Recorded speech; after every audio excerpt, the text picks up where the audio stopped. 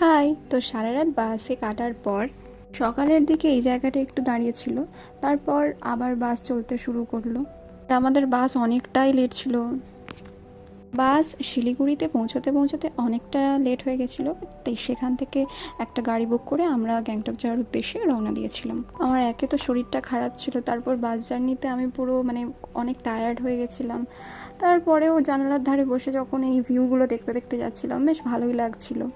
তারপর পাহাড়ের দেখা মিলল। আর প্রথমেই যেহেতু আমাদের বাস লেট করেছিল, তো তার জন্য আমাদের যেতেও লেট হয়েছিল। আর এখানে সন্ধ্যাবেলা একটু দাঁড়িয়েছিল খাবার দাবার খাওয়ার জন্য, বাট আমরা কিছুই খাইনি। অবশেষে আমরা গ্যাংটকে এসে পৌঁছালাম। আর আমাদের হোটেলটাও এমজি মার্গের অনেক কাছেই ছিল।